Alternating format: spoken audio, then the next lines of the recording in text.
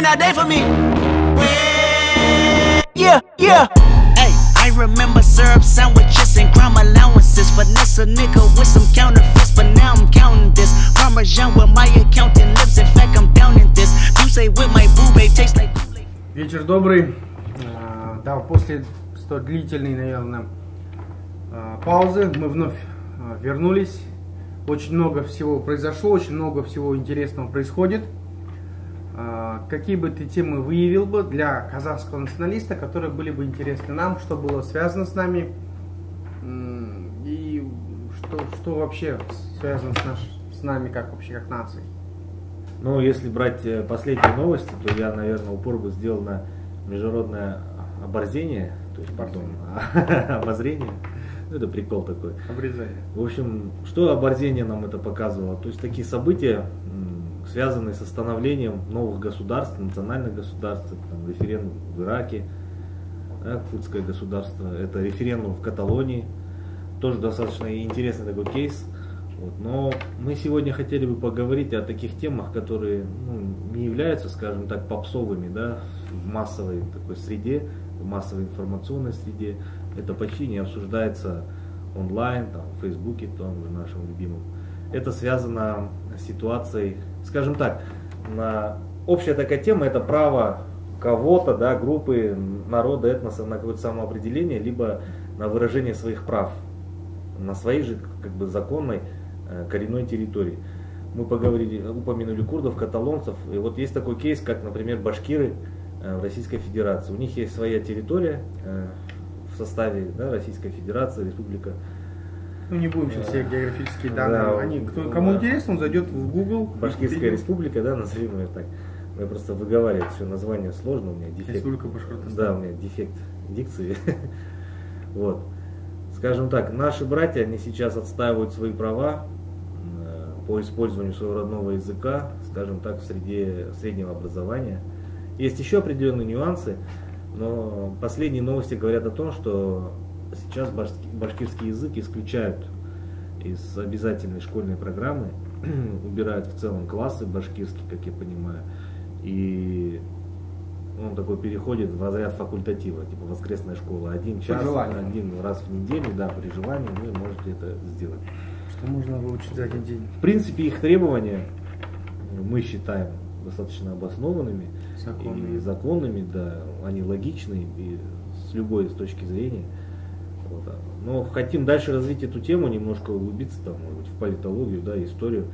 То есть башкиры отстаивают свое право на самоидентификацию. Идентификация в этом случае связана с правом изучать свой язык.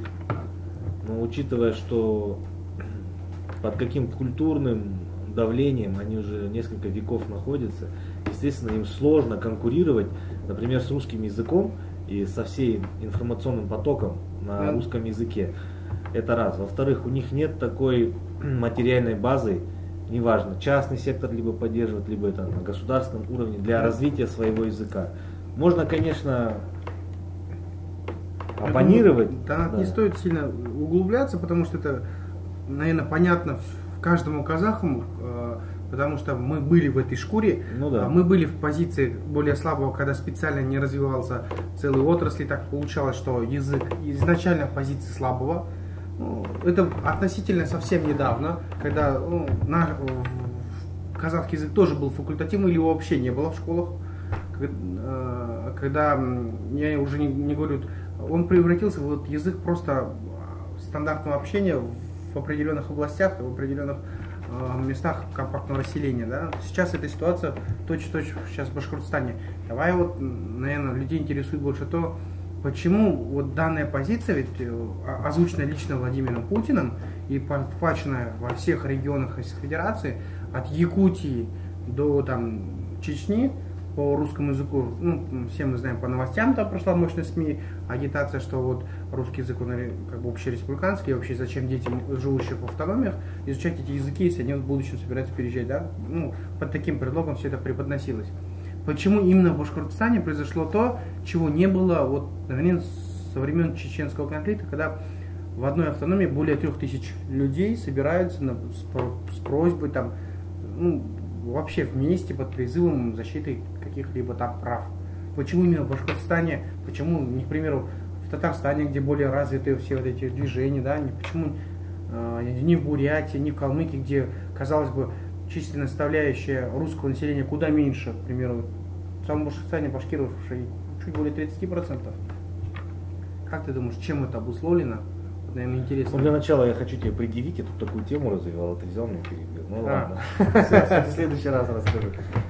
Но что касается реакции именно башкиров на такие действия и, скажем так, пассивного сопротивления, либо вообще замалчивания этой проблемы в других регионах. Лично мое мнение связано с тем, что башкиры не настолько ассимилировали, хотя все в России, ну, наверное, кроме республик Северного Кавказа, очень сильно ассимилированы, и у них уже этот вопрос самоидентификации уже вообще не стоит и никогда, наверное, не станет. То есть там настолько размытые границы. Взять тот же Татарстан, я, например, не считаю, что там есть какая-то перспектива на отстаивание своих прав. Там максимум это какой-то пассивный протест, но не более. С другой стороны, башкиры, они в составе Российской империи вступили позже, ну, наверное, чуть раньше казахов, да, начался процесс, там, младший жуз заходить, и в то же время башкиры где-то там параллельно тоже кровью и потом они входили в состав России. Там, как мы знаем, было много волнений, восстаний, часть людей уходила к нам в казахские степи, чтобы как-то спастись от преследований и так далее. Поэтому башкиры, они сохранили вот этот корень, стержень, и они видят, что у их языка есть перспектива. И главное им не мешать. Вот и все. А учитывая, что они проигрывают сейчас в части поддержки материальной, скажем так, ведь в развитии башкирского языка, я не думаю, что сильно заинтересован частный сектор. Может быть, даже он и заинтересован, но я опять-таки предполагаю, я не знаю там, до глубины, да, вот этих вопросов, может быть, им не позволяют это делать частному сектору. Естественно, государству тоже активно вмешиваться не собирается. Они на каком-то определенном низовом уровне поддерживают, да, из бюджета выделяются средства, к примеру, на печатание учебников, там, подготовку преподавательского состава, может быть, но не более. И все это они надеются, что спустится на самотек, и в целом вопрос исчезнет, потому что не будет, как они считают, применения башкирского языка. Вот и все.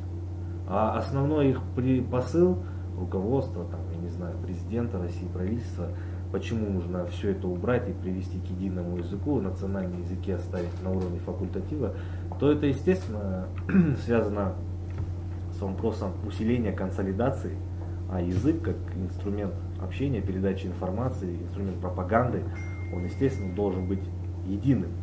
И какие-то вещи, понимаете, контент, видите, уникальность контента на своем языке хороша тем, что он дает абсолютно свою оригинальную версию тех или иных событий, которая может в корне отличаться от тех событий, которые преподносятся там, в части, если брать Россию, но на официальном языке.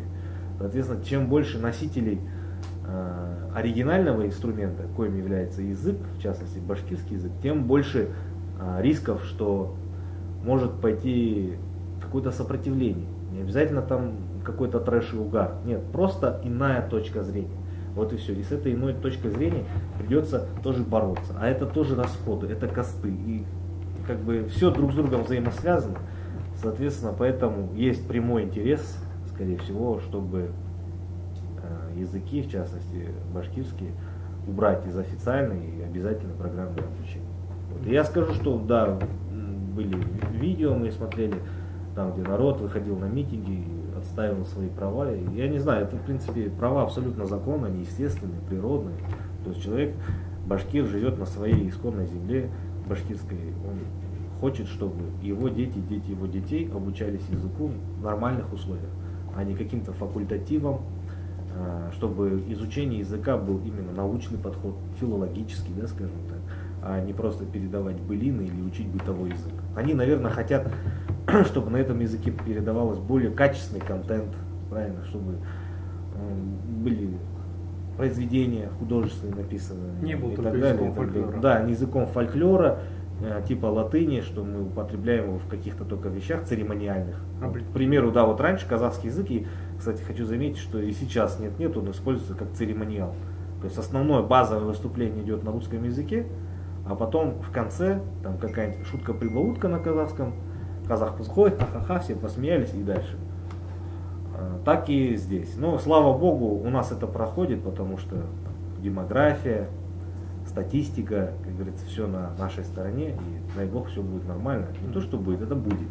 Ну, Это, да, у меня вот такой вопрос. Вот ты объяснил причины геополитические возникновения данного проблемы, то есть это стратегические цели Российской Федерации, да, вот чтобы все были под одним знаменателем, грубо говоря.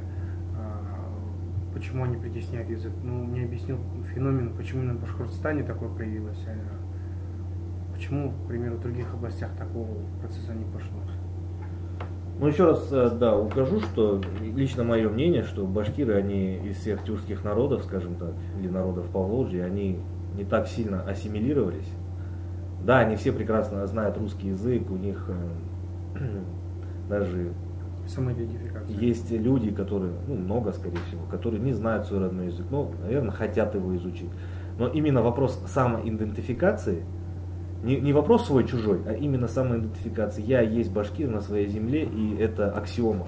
Она намного сильнее, чем у других представителей. Мое личное мнение. Скажем так, возьмем народы Поволжья, да, или тюркские народы. Я думаю, ну, дальше Волги там остались только якуты, наверное, не все.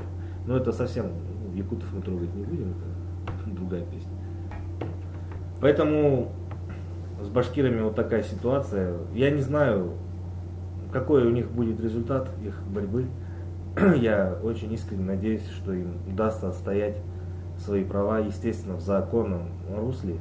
И мы призываем всех, кто разделяет наши взгляды, посочувствовать им, поддержать их. Естественно, мы не можем как-то на это влиять, но мы не можем молчать с другой стороны. Мы должны это высказать. Так что, башкирские братья, мы в любом случае, мы вместе, можете на нас рассчитывать, на какую-то поддержку, там, моральную, да, информационную и прочее, прочее. В любом случае, ваши права абсолютно законны, ваши методы тоже абсолютно законны. И успехов вам, друзья. Вместе мы сила. У меня вот вопрос такой. Я полностью соглашусь, конечно, с мнением как казахский националист, то, что весь наш взор сейчас обращен на Башкортостан, и мы очень хотим, чтобы проблема решилась законно, легитимно, чтобы люди в Москве и в Уфе наконец поняли, что гораздо лучше и приятнее решить вопрос за столом переговоров, не доводя это до абсурдного. Потому что в Конституции самой же Российской Федерации прописаны четко права тех же граждан. Я думаю, да, почти во всех конституциях, ну, кроме Северной Кореи. Я про то, что это такие же граждане да, той же страны, поэтому как бы они сами их ограничивают понятием свой-чужой, тем самым их противоставляя самому себе. У меня теперь такой вопрос. Сейчас, как ты сказал ранее, Каталония, происходит постоянный процесс изменения географической, геополитической карты, появляется Курдистан. Ну, пока еще не де юре, но уже де факто он уже очень давно существует, потому что существует своя собственная армия, своя, хоть какая, но она есть. Самоуправление. Валюта появилась, да, самоуправление и многие другие атрибуты, которые присущи понятию вообще государства, территории, язык, нация. И вот Каталония, не забываем про Шотландию, страну басков, которые все еще больше острее смотрят на ту же Каталонию. Почему им так, а нам не так, да? И другие ситуации, и как можно данные проблемы или данные процессы сравнить с Башкортостаном? И вообще, возможно ли это к сравнению, опять-таки, с позиции казахского националиста? Ну, я скажу с позиции нормального человека, а нормальный человек и казахский националист — это синонимы, да, ну, чтобы вы на будущее понимали.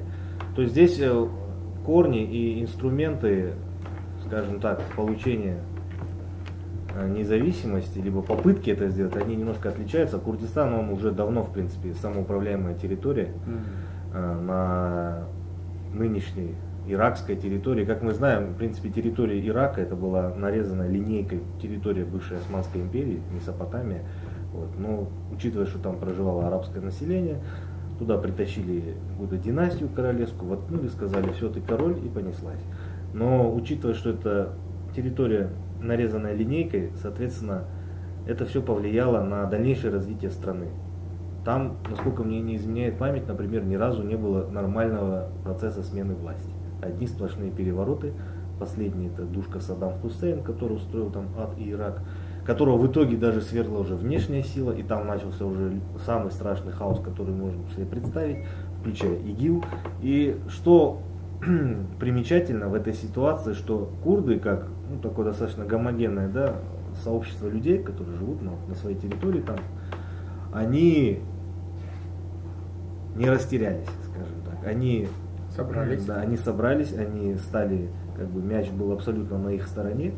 И, в принципе, зря время не теряли. Они консолидировались, там, не знаю, укрепляли свою территорию в части управления, в части безопасности и так далее, и так далее. И теперь на выходе они получили то, что в принципе заслужили.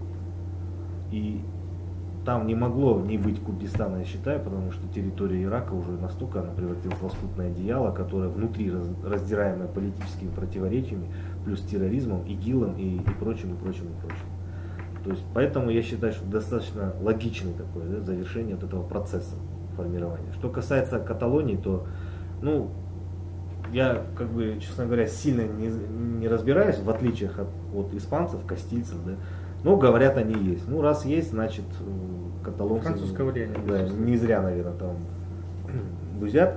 Вот. Но здесь, наверное, больше они упирают на экономическую составляющую, вкладе в ВВП, в общий испанский. Хватит кормить Мадрид. Да, хватит кормить Мадрид, хватит кормить этого короля, династию Бурбонов и так далее. Мы хотим быть сами. Ради бога. И, например, в отличие от страны басков, чье сепаратистское движение уже давно, не то чтобы задавлено, но сошло на нет, Каталония экономически более успешный кейс, даже в случае отделения, бог с ним. Потому что географически и геоэкономически все-таки страна басков, она как бы находится на отшибе. То есть это северо-запад Испании, ты выходишь в Бискайский залив, это не является каким-то, да, крупным пересечением морской торговли, там, только рядом Франция и дальше уже Атлантика на запад. С другой стороны, Каталония находится почти в сердце Средиземного моря, там достаточно старые традиционные связи, экономические, торговые, поэтому у них есть шанс. Плюс сама по себе Каталония достаточно развитая, продвинутая страна, как показали последние новости, в принципе, достаточно единое, да, в своем порыве население, именно местные, автохтоны там, они в принципе идут под одним флагом, и я не знаю, что их может остановить. Поживем, увидим. А какая связь? С чем? С башкирами есть ли вообще она? А связь с башкирами такова, что, знаете, есть такое выражение, чтобы уважать человека, нужна уважительная причина. Соответственно, чтобы что-то произошло с башкирами, именно вот с Башкортостаном или с башкирами, тут должно что-то произойти с ними внутри. Вот, к примеру, возьмем тот же вопрос языка и преподавания его в школах. Хорошо, окей, из всех школ убирают башкирский язык. Я не знаю, есть ли там чисто башкирские школы, где все предметы на башкирском языке, но тогда они должны по-любому играть в долгую. В долгую это что означает? К примеру, способствовать тому, чтобы появлялось много молодых людей, скажем так, наши ровесники, которые дети идут в школы, чтобы они сделали такой общественный запрос, что мы хотим учиться вообще в чисто башкирских школах, вот чтобы все предметы были на башкирском языке. Сейчас, к примеру, из 1000 пусть это будет одна школа, через 5 лет будет 2 школы, через 10 лет уже 8 школ и так далее, и так далее. Но это игра в долгую, это нужно очень такую долгую перспективу рассчитывать. Хватит ли терпения у этих людей, это уже такой чисто личностный подход, потому что не надо обязательно ждать изменений при твоей жизни, потому что надо работать на долгую перспективу, на будущее своих детей и внуков. То есть вот, скажем так, такой процесс может запустить активное восстановление, да, башкирского языка, чтобы он был популярен, использовался и так далее, и так далее. Тем более он входит в группу тюркских языков. Соответственно, если они у себя поднимают его, развивают, они становятся более восприимчивы таким странам, как Казахстан, Узбекистан, Турция, Азербайджан и так далее, и так далее. И они уже полноценно будут входить в семью тюркских народов, не просто именно как статистическая единица. В Википедии забил тюркоязычий, там бабах, там, такая карта, с ума сойти можно. А на самом деле там вот такая фигня. Вот. И вот эта фигня, она должна вырасти фактически чуть большее пятно. И не просто пятно, а очень качественное пятно, где есть башкирский язык, Жирный, который является именно точкой входа в тюркскую семью народов. Вот и все. Мы тут, конечно, сейчас не говорим за определенные вещи, которых нельзя упоминать, да, скажем так, дабы не навредить братьям нашим. Но тем не менее, вот лично я так вижу. Логически, да. Да, она только что озвучила, наверное, все видение нас по данной проблематике. Нас очень сильно волнует, еще раз повторюсь, это постоянно наш фокус, потому что эти права, которые требуют наши братья, они абсолютно законные. Законными они являлись всегда и будут всегда, поэтому вопрос уже решения, в какой краткосрочный, долгосрочный, решать, конечно, им, только им, но мы хотели бы, чтобы все решилось очень законно, мирно. И никто не пострадал. Вот, это было бы блестяще. Все, братья, держитесь, мы с вами. Спасибо большое. До побачення.